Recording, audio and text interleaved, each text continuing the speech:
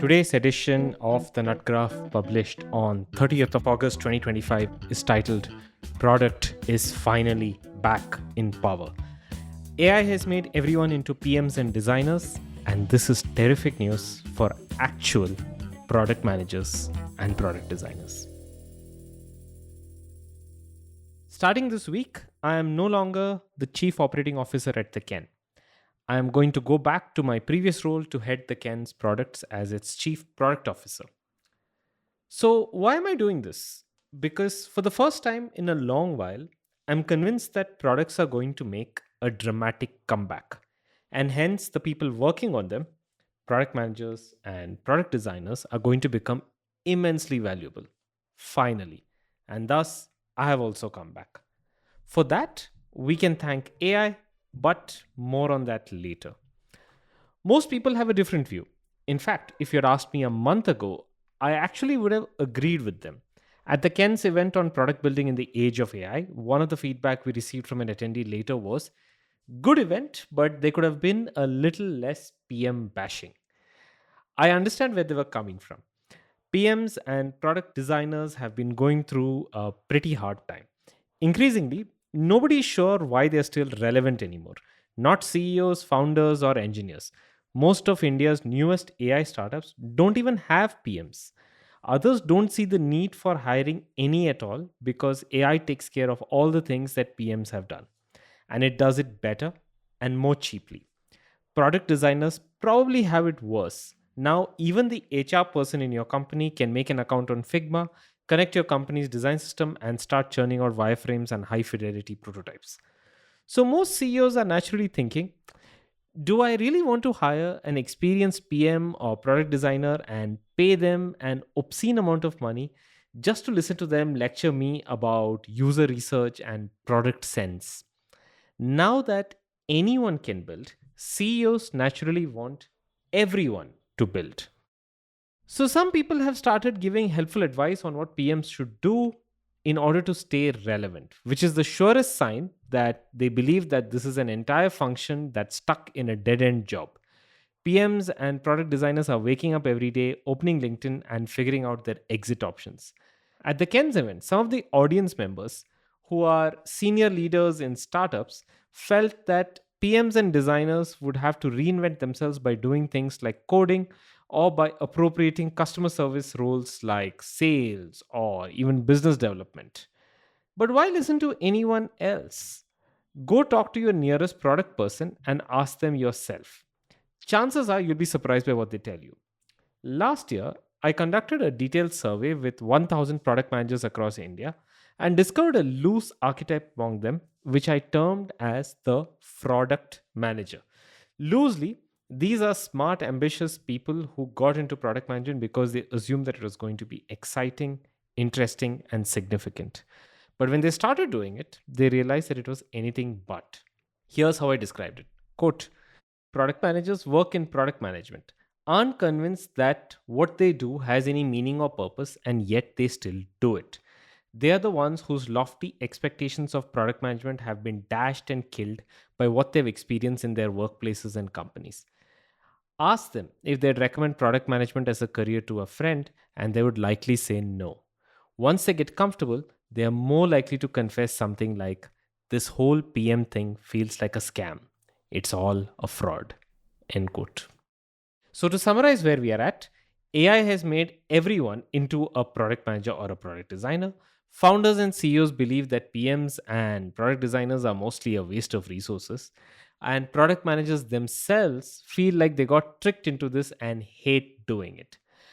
After all this, if you choose to get into PM or product design, it feels like running into a house on fire. And yet, I believe this is the best time to become a product manager or a product designer.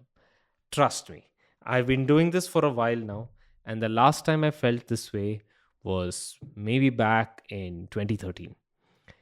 In fact, I'm now just moving back to product.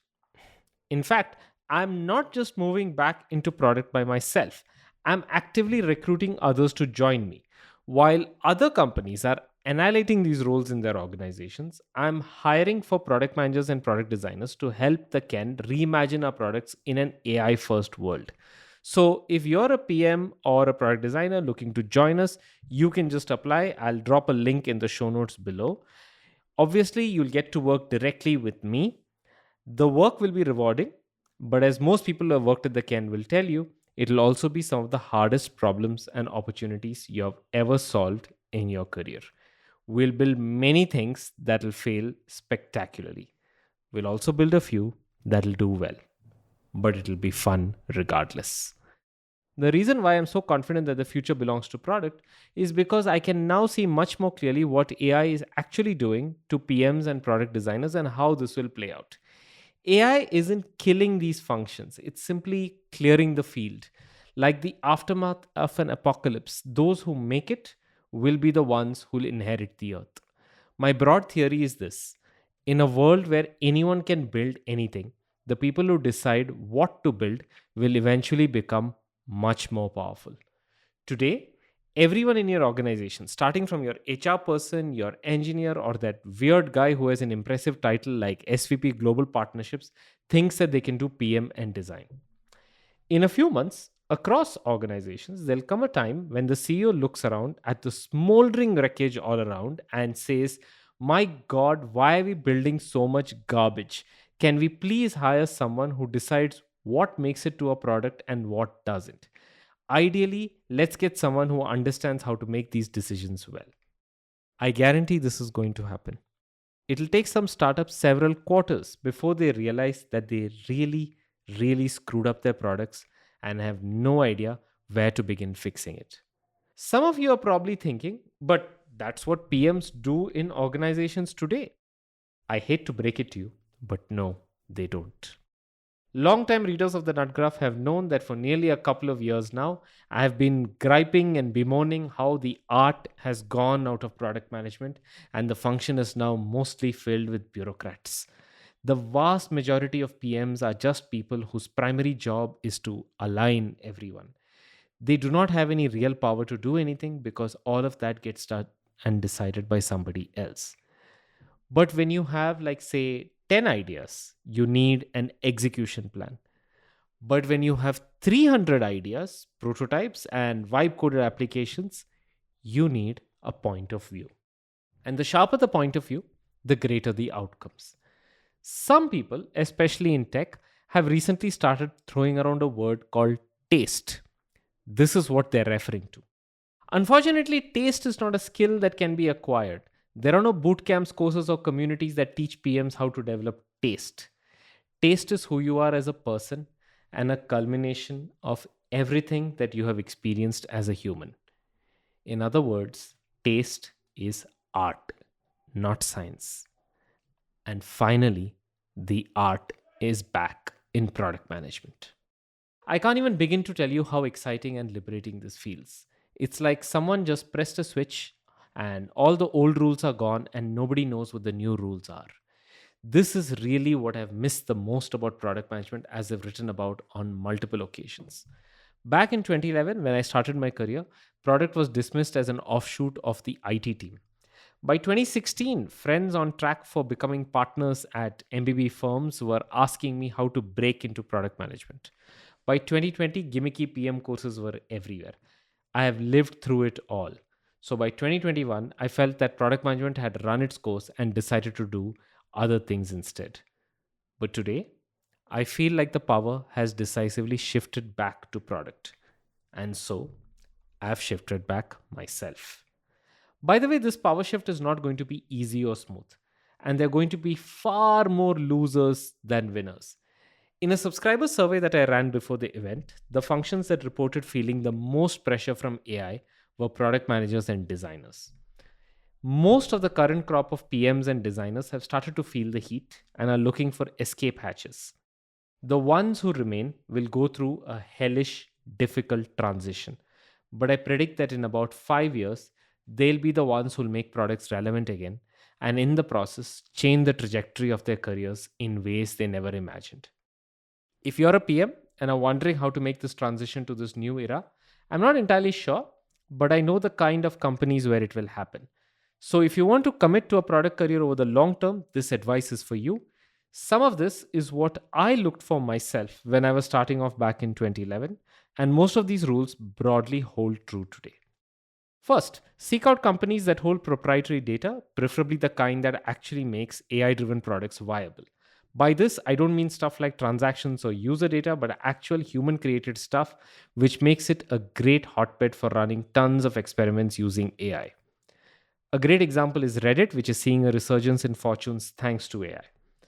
Also, the more private and close the data you have access to, the better. This is going to be like the raw material on which PMs and designers build and reimagine products for the AI age. Now that public data has lost its advantage, the companies I expect to drive the most interesting product innovations are those with closed, proprietary, and valuable datasets shielded from platforms like ChatGPT and Perplexity. Second, focus your efforts on companies that are true pioneers. Most Indian startups are excellent at being the second company to adopt a good idea someone else has implemented first.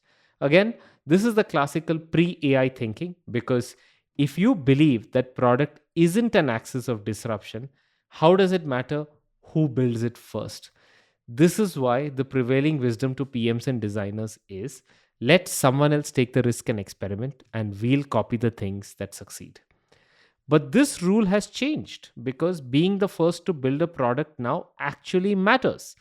And that's why you need to seek out the pioneers. Some of them may be seed stage companies nobody has heard of, and some of them may be established unicorns. This is important because the companies that are pioneers usually operate from a place of conviction and intuition. You simply cannot kill that part of the company that easily. And honestly, building products with intuition, even when the data or users are telling you something different, is the most fun part of being a product manager or a designer. In a world where AI makes you build anything, choosing what to build becomes a specialized skill. And usually, the direction on what to build does not come from users or numbers, but from an intuition of what will work. The pioneers are the only companies that will be willing to let you take that risk. Join them just for that reason. And finally, work for companies with users that are loyal and deeply love their products. No matter how ambitious, sharp, or how much taste you have, the truth is that no one knows what will work, which is why you need to experiment wildly. And as most old school designers and PMs from my era will tell you, what makes experiments work isn't stuff like the right A B testing framework, but access to users who get what you are trying and will tell you honestly what they think about it. And because AI massively scales up the number of prototypes you can create to test your hypothesis, your limiting factor is going to be human users. Find companies that have direct access to human users who'll boldly tell you on your face that the AI chatbot you're slapping on the product is ugly and opportunistic and that they'll never use it. You need users who care deeply about the product, even if they are small in number. Of course, I wouldn't believe any of this if I didn't believe that these rules apply to us at the Ken. Hence, my call for applications for PMs and product designers. I'll end with a final point. The thing that most people misunderstand about AI and product is the cause and effect. AI isn't making product management and product designers irrelevant. Most of India's PMs and designers have already been irrelevant and redundant for a long time. AI just makes this truth much more apparent. And frankly, this isn't even their fault. Product managers and designers in India became redundant when startups decided that products no longer mattered. I recently met a founder who asked me, when was the last time an Indian startup disrupted the market through a superior product? I struggle to think of a good answer. Just look at the major companies across sectors today: food delivery, payments, quick commerce, ride sharing, SaaS. You don't even have to take a close look at them to see that they all resemble clones of one another. Home screens, flows, products, UX, all of them have converged into each other. The growth loops look alike. Some of them even run practically identical branding and marketing campaigns. This is not to say that these startups do not innovate. It's just that their axis of innovation has now become things like distribution and partnerships, operational efficiency, or a business model. Product, hardly any. Design, can't think of a single one. Until a few years ago, some of the same startups were boldly experimenting with some really audacious products. Back then, product and design teams held a lot of power and significance, but over time, that faded away. But now, finally, after a long time in the wilderness, products are finally back in power. It's going to be fun. This edition of the Nutgraf is read by me, Praveen Gopal Krishnan. You can find the entire edition on our website at theken.com/thenutgraph. Sound and production for this episode has been done by my wonderful colleague Rajiv CM. I'll see you again with an edition next week.